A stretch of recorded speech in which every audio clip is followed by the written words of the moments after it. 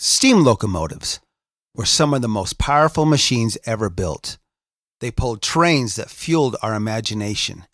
They represented vision, collaboration, ingenuity, customer service, and extraordinary human achievement. But in order to get to their destination, it took someone guiding them through a series of switches in order to get to the main line. Just like leaders today, it takes someone directing them down the right path in order to get to their destination. Welcome to Mainline Executive Coaching ACT, which stands for and Cultural Transformation, hosted by Master Certified Intelligent Leadership Executive Coaches Michael Bailey and Rich Barron, with over 50 years of successful cultural transformation and quantum leadership development between them. Brought to you by Intelligent Leadership Executive Coaching, the world's foremost authority on cultural transformation and intelligent leadership development. Once again, thanks for joining us and enjoy today's show. Welcome and thank you for joining us today. You're at the right place. We are Mainline Executive Coaching ACT, and we're here to talk about this third part of this series about why do leaders fail, and it has to do with not giving respect. And this is not going to be a long one today. We're going to cover the points. We're going to be looking at why do leaders resist this idea of giving respect. I'm here with my partner. This is Rich Barron. I'm Michael Bailey. And we've got, we're going to hit this pretty hard, but we're going to get in it and out of it. Give you some things to think about, some things to consider, and then Friday we'll show back up here and we'll give you we gave some here's the things to stop doing, here's the things to start doing a couple times ago. But we'll dig into it a little bit more, giving you a chance to make some decisions here about what you need to do, what you may need to be doing for yourself, for the other leaders in your organization and your culture. Rich, how are you doing today? Doing good. Doing good. You know, I've been reading a lot more about this respect and issue, and 1.4 million employees participated in this survey. Yeah. And it was pulled from different sources, but it was 1.4 million, employees. And, that's difficult to wrap your head around that because there's no organization out there that it's that size. But this is, 1.4 million employees are saying number one reason is respect. 18 times more, or 17.9 times more of an indication of their perception of leadership and organizational culture. Yeah, success or failure. Success or failure. Yeah. And, if you look at all the numbers out there, 75% of organizations aren't able to, they flat out fail because they can't pivot. They don't know how to change. They don't know how to incorporate all these things that we're talking about, and even furthermore, how to really recognize when there's a problem, and or they just don't want to. Like we're going to talk about today, they don't want to admit it. There's resistance. Yeah, there is. All right, let's get into this. All right, and I'm gonna bring up the PowerPoint and we will just start right now. All right, can you see that okay? I don't see it yet there, Michael. You don't see that? No.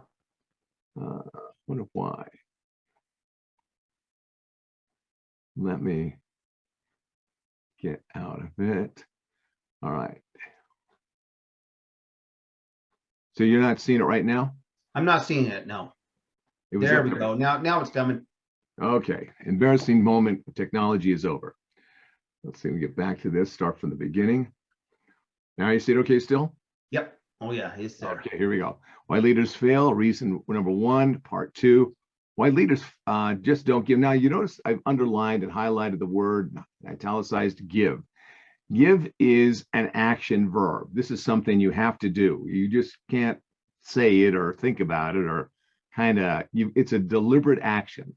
It's something that you are consciously doing, deliberately doing it, and you know what it is that you're doing. You're not just kind of playing around with it. So it's a skill. Wouldn't you say that if you're skillful at something, Rich, you're doing it deliberately, you're doing it with real intent, with real meaning. to have a response, to have some sort of effect, some sort of outcome, right? Right. All right. So this is part of what we're doing here.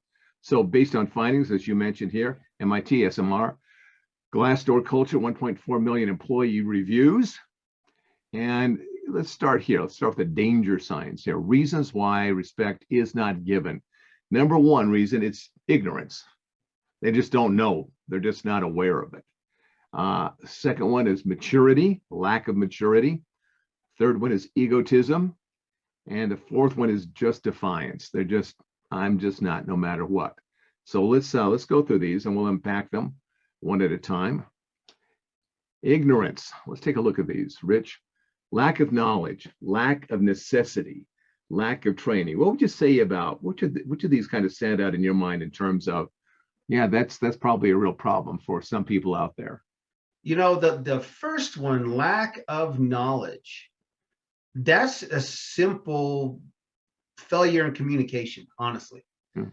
If you're not communicating with the people around you, the people in your organization, and I'm not just talking to the guy in the office next year, in the cubicle next year. Good communication has to flow up. It's got to flow down. It's got to flow every direction. And if you're not getting that communication or asking the right questions, then you're not going to understand. You're simply going to be ignorant to the fact that there's an issue going on. And it's even more important about getting that communication is truly listening. Yeah. And so there is that. I just didn't know. Sometimes we don't know what we don't know. There's some of that stuff. And sometimes I didn't know, but I thought I was going to do it, but I really didn't know I wasn't doing it. There's that aspect of it. And then there's the idea of I didn't know it was necessary. I didn't know it was a needful thing to do. I didn't know it was something that really was required of me. And that could be they came from a culture like that. Yeah, they came from a position like that where it really wasn't given, or maybe it was an old school thought that, heavy-handed management. Could be. And then this last one, lack of training. Sometimes people actually need to be trained in how to do it, how to recognize the moments, how to set up those moments. Right. They don't know how to do it or what to do exactly, and they're probably not going to do it. I have a good analogy for this one, this lack of training. Good. And I think I talked to you a little bit about this the other day, but Tom House, who is arguably one of the leading authorities on pitching baseball in the world. And he has an analogy that basically if you have two pitchers show up with essentially the same mechanics, one self-taught, the other has learned his skills exclusively from a coach. Which one of those is going to have a better understanding of their mechanics? And the same thing applies to leaders. You got two guys with essentially the same skill set, one self-taught, seminars, books, whatever. The other has used a coach, has taken the time and gone down that journey with an executive coach. Which one of those is going to have a better understanding of their strengths and their gaps and how to understand these things? There was a movie, I don't remember, it was a racing movie. It had Tom Cruise in it. It's Hot Wheels or something like that. This kid just knew how to drive. He just knew how to drive fast, and he was really good at it. And Robert Duvall was kind of his mentor. He was the head mechanic guy, guy who was in charge of everything. And he'd been around the business for years and years and years. So he took this kid on because he had a lot of natural talent. But he had to teach him how to drive the car so that he didn't burn off his wheels. He didn't blow out the transmission, didn't blow the engine out. He didn't crash. He had to teach him and train him step by step so that you could take this vehicle and run it the whole length of the race. He had to teach him. And so while the kid had some natural talent, he really did need to be honed. He really did need to be shaped. He really did need to be taught not just how to drive, but how to drive and win and do it in a way that keeps the other drivers around him safe as well. Yes. So there was some it was a great story there. So training is a big part of that. And if you're not getting that right now, that kind of training, we need to talk. We need to do some things that we can help you with to see what you can do to really find that talent and take that talent up to that next level and keep that momentum going. Let's go to the next one here. Lack of maturity is what it is. Lack of maturity is this: lack of personal discipline, a lack of regard, of valuing others, and then not responding, kind of a passive aggressive kind of a thing. What do you see here? I see some of the emerging leaders we've worked with and talked to. People that really haven't had a chance to get any formal leadership development. And so there's a lack of personal discipline, and maybe not personal discipline in getting the job done, but personal discipline in working on the right things. Working really, getting really good at doing the wrong thing is an actual problem. Lack of regard, valuing others. What do we see in today's culture? All around, it just seems like even on social media and everything else, it is so easy to put down each other. A simple lack of valuing others' opinions, that diversity, the knowledge that comes from different backgrounds, different walks of life. I agree with that. This notion up here of personal discipline, I think, is a very, very important one. It begins with you. If you want to lead other people, you need to really be able to be in a position, well, you really must be in a position where you are leading yourself. You've got to be able to know how to discipline yourself, and you need to know who it is that you are. A lot of leaders, surprisingly, they really don't know who they are. It's kind of what kind of leader are you? What's your personality, and how does that all work? It's amazing working with people over the years, how much they kind of know, but then they don't really know. And then they go into a lot of these debates and doubt stuff that they go. So they undermine themselves. And so until you understand what the price that you have paid for you understanding how you work and what it takes to manage yourself well and how to motivate yourself, it's difficult sometimes to value other people. Yeah. Because we're all out there just kind of surviving, just doing what it is that we have to do. And leadership isn't about surviving. Leadership is really about taking others and the organization, the team, and so on to a much better place of not just surviving, but really thriving. That really there's a sense of we know how to create success. We know how to create a great culture. So that whole thing really begins with knowing who it is that you are and holding yourself accountable to live your values, live your principles in a way that creates real integrity. The other one here, they're not responding. What do you think about this one about just not responding? People make requests, people talk to you, you just kind of blow them off. That's an important thing. And David Burnell on our show the other day kind of pointed this out. When you take time to listen to other people and, write their ideas down, or, listen to what they have to say. Now, you may not always use those ideas, and some of those ideas may not always be the best course of action. But the point is you're listening. You're responding to what they're saying, and it may not be, the best solution, or that may not be, something that's going to work for the organization or for that individual, as a matter of fact. But you're responding, you're listening, you're writing that down, you're taking the time to pay attention to these people and what they have to say to you. And that comes from being approachable as well. Yeah, I would agree. Very much so. Being approachable. People sometimes all they're asking you to do is to get some things out of the way. Yeah. Remove the obstacles, support them, help them do what it is that you've asked them to come there and do. Yeah. So responding and connecting and being in that relationship with them is a huge thing. And sometimes young people, perhaps even older people, just lack emotional maturity, just don't get that, just don't understand that. So, but it's huge, as we'll talk about. It is a huge thing. Let's go to the next one. Egotism. Egotism is different. Maturity, lack of maturity is I just haven't really grown up yet. Okay. Egotism is a little bit different. It's kind of all about me. There's that kind of a thing. Can be a little crossover between the two. So here we have to be right. I got to be right. Can't be embarrassed. Save face. NIH, not invented here. My way or the highway. What do you think about these? We've talked about these quite a bit. Have to be right. You've got to be in charge, large and in charge all the time. And there's part of this about can't be embarrassed, saving face, not a minute here, my way or the highway, have to be right. This is part of what we call the overconfidence effect, the imposter syndrome. When you don't want people to find out that you might be wrong. And so you surround yourself with people who are yes people. Yep, yes, sir. Yes, ma'am.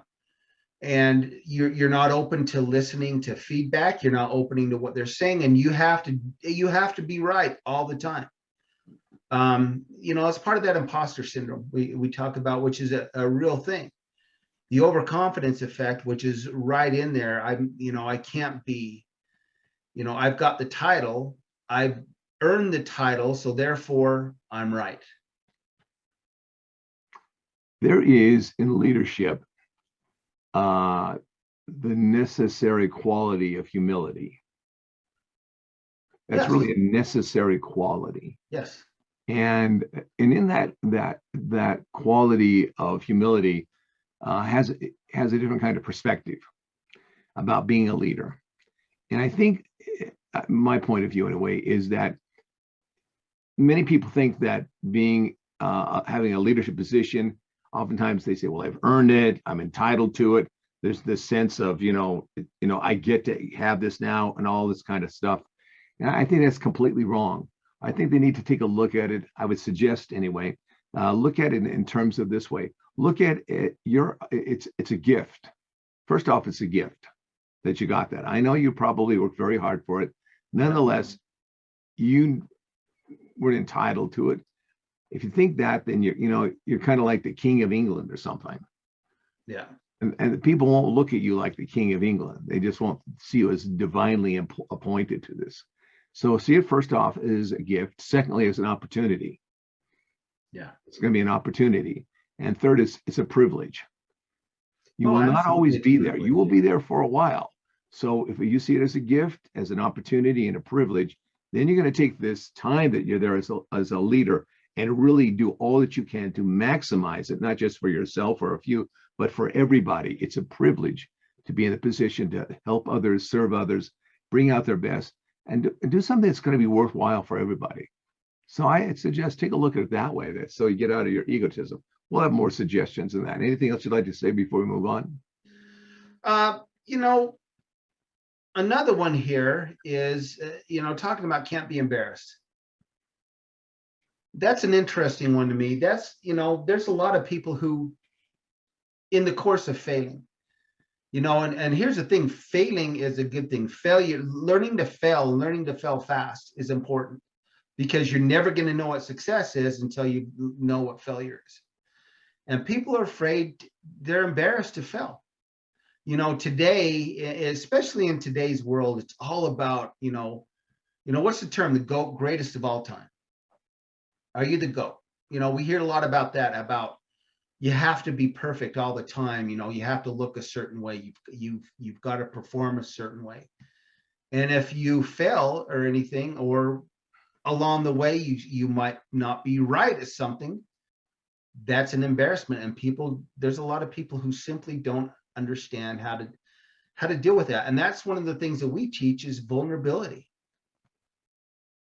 Yeah, vulnerability is a wonderful quality if you see it as an opportunity to get out of your shell or get out of your protective armor, as it were, and step forward and be a human being. And as you're talking about here, don't feel that you have to be perfect, that you're flawed already. There's already things that you're doing, you're making mistakes. Have the courage to admit that, and the courage then to fail fast, fail hard, and then have the courage to get back up, stand back up, learn how to be resilient. If that's not the essence of what really and truly leadership is in terms of showing an example, I don't know what is. It's so much of it is not just the vulnerability, it's also the courage and boldness to act. Because there's another thing that we talked about a little bit, that there is a lot of leaders now that don't act. They have a fairly, I guess, I don't know what it'd be exact, fairly high level of awareness about who it is they are, but they've kind of become self-absorbed. I don't want to say this, I don't want to say that, really want to be very sensitive to everybody else. But because of that, they actually paralyze themselves in taking action and directing people and encouraging people and getting them to get things done because they're now overly sensitized to being aware. So that you can go this other direction where you're super aware about things or yourself and other people's feelings and emotions, but that's just the start of it. That's not the end all. No. Being able to be socially aware of other people sets you up to now to move into relationship management, which is a whole other level of then how do you deal with these individuals so that they now feel it's safe and they will be supported in the engagement of doing their jobs and learning how to do them, not only do them well, but to do them at a level of excellence. And they too become vulnerable, you might say, humble, so that they can break forth and become more courageous and bold in the performance of their job, in their communications with each other and with you, so that they bring out the best in everybody. That's a whole other deal. You know what I'm saying? Yep. All right, let's take a look at this last one here. Defiance. This is an interesting one. Yep. Sheer selfishness. Shut down communications. Grandiosity. More important than anyone or anything. Punishing and vindictive. Yeah. What do you think about this? This, I think out of all of that, we talk about the why they don't. This one is the most evil. It truly is. Being selfish, not willing to spread the success of the organization amongst everybody who's earned that. Look what I did when it's about 50 people who did that for you, got you to that point as a team. You're only as good as the people who surround you. It is really where that comes down to. Shut down communications. I don't want to hear it. I don't want to hear it because this goes back to some of the other slides we talked about. I don't want to hear if I'm wrong. I don't want to hear if I failed. I don't want to hear if you have a different point that differs than my point. I don't want to hear it. Close your door. You're not approachable. Yeah. Yeah. What about grandiosity? More important than anyone or anything. Yeah. Michael, this reminds me of something in a little bit of a way. We walked into a business once, you and I. And if you remember, and I'm not going to say who it is or where it was, but it was a very, very nice building. Walked into this place and it was a huge open front entryway. Kind of like a mausoleum. Yeah, it was huge. There was steps going up the side and it just seemed cold. There was really no pictures in there. It was, I can't even say it was decorated next because it wasn't decorated, but it was, kind of the finish was really nice. And it was, the flooring was great. And from up above the stairs, there was nobody sitting behind the desk. Okay. If you remember that, no one sitting behind the desk. We were just kind of, what do we do next? And the next thing we know, someone from up the stairs, 2 flights of stairs, leaned out over this railing and yelled at us, "Can I help you?" and I was thinking, are you the receptionist? And it turns out that they weren't even at their desk. They didn't have the time to come down those steps and to greet us in this business. And it's a very big business. And it just felt really cold to me. It felt like, can I help you? Where I'm up here, you're down there. You can't come up here, but maybe I might come down there and talk to you. The gods of Olympus. Yes. And I just felt, more important than anyone or anything. And it turned out that there's some folks in that organization that felt that way. Yeah, a little disconnected. So I don't know. Every time I think about that, I chuckle because, even the way the parking was structured right in front of the building and where the employee parking was way back. They had to walk quite a ways to get to the building and they had to walk through, all these, I'm not going to get into that, but it just seemed like we are so much more important than everybody else is. And it was a culture that obviously fed down to that receptionist. We're better than you are. Yeah, it was weird. It was really weird. It was weird, and it was a very well-known organization. That's the thing that gets me. Yeah, it's interesting. Yeah, they had a conference. I attended their conference. It was kind of interesting. Yeah, you did tell me about that. Yeah, it was interesting. So here's the thing about it. If you are working in a situation like this, get out as soon as you can. Yeah. Before they do any more damage to you, because this is like the essence of toxicity, that's what it really, really is here. So yeah, go find some real opportunities for yourself. Let's just wrap this up here. Next time, immediate remedial action steps. That's what we'll be doing on Friday here. Yeah. And so we'll be taking a look at a couple ways here. Is number one, what can you do immediately to turn your leadership behaviors around? We're going to give you some specifics. We gave you some last time, but we'll get a little bit more into that about what can you start doing?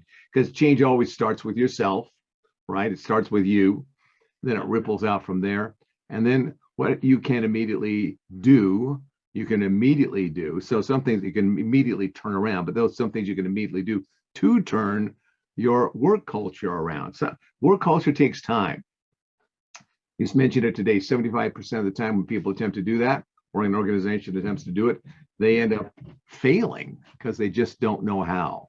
They don't understand. Sometimes power is a bit addictive, and people don't want to give up their power. They just really will glom onto that power, and they will fight it as if they were fighting for their very lives. And if you're dealing with that kind of a situation, and the leaders there may be one or two people in key positions that are those people that are just going to hang on to their power no matter what. And the other leaders are blind to it. They just don't see it, or they're allowing it because they don't know what else to do with it. That kind of toxic leadership has a way of going through the rest of the company and doing a lot of poison. And so it becomes the norm of the culture, and people don't realize the damage that it inflicts on individuals and on teams, because they think, well, that's just kind of the way it is. That's dumb. Yeah. That's a dumb position to take. Well, we just don't know what to do. Well, there's somebody who's shooting up crack in the bathroom. Well, that's just kind of who they are. They've always been a little weird, a little strange, but they do some good things occasionally. So that's part of what it is. But what if they're the CEO? That's a problem, and that's a real problem, actually. It is as a matter of fact, it is a real problem. It's a real problem. And I've known some situations like that, and they cause a lot of problems. Yeah. All right, there you go. So we're going to end it here. What we're going to do here is we've talked about, let's tell the folks this. We're getting some things set up on our website.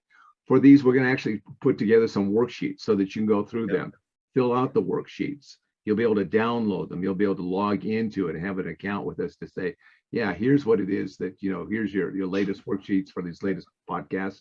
You'll be able to go back to click on the link so that you can actually watch the podcast again, and you'll have that worksheet right there in front of you. Because we want to provide you some initial training to even help you prepare, to get you ready. Right. Sometimes, I wanted to get my leadership development, but I'm right now in the position of I'm getting ready to get ready, so that one of these days I can actually get ready to get ready. Yeah. And so we're going to help you to get ready so that you can get on it rather than get around to it one of these days. Yep. We're putting together a newsletter too. A newsletter is going to be a very interactive newsletter that people can sign up for.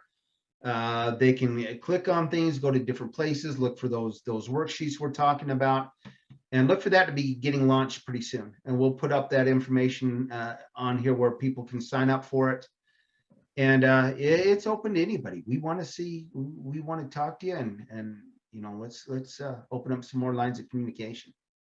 Absolutely. Yeah. All right. So that's it for this particular podcast. Anybody you want to give a shout out to? You know what? I want to give a shout out to some folks locally here in Ogden, Utah. who've been downloading listening to our podcast. So appreciate your support. Appreciate everything you've been doing for us. And as well, we've got some new listeners in Great Britain. Yeah, we do. We do have some new listeners, and I got to tell you, we've got a lot of folks that are listening to us in Great Britain, and it seems like there's, it's I can't pronounce some of the names of these places, and so if I did, I'd butcher them, and that'd probably sound stupid. But here's the point: is thank you everybody, and not just the folks we mentioned. Thank you everybody who's listening to us. Yeah, thank you so much, folks. We appreciate your support. All right. That's it. All the best. How do they get a hold of us, Rich, if they want to get a hold of us? Executive Leaders Act, ILEC.com. Go there, schedule some time with us. We have some assessments on there that you can challenge your leadership skills and really look and see where you're sitting and where you feel you need to progress. And we'd love to help you out on that. So once again, we come to the end of another good episode, and hopefully you're getting some stuff out of this. So take care of each other. Have a good night, and we'll see you next time. All the best to you.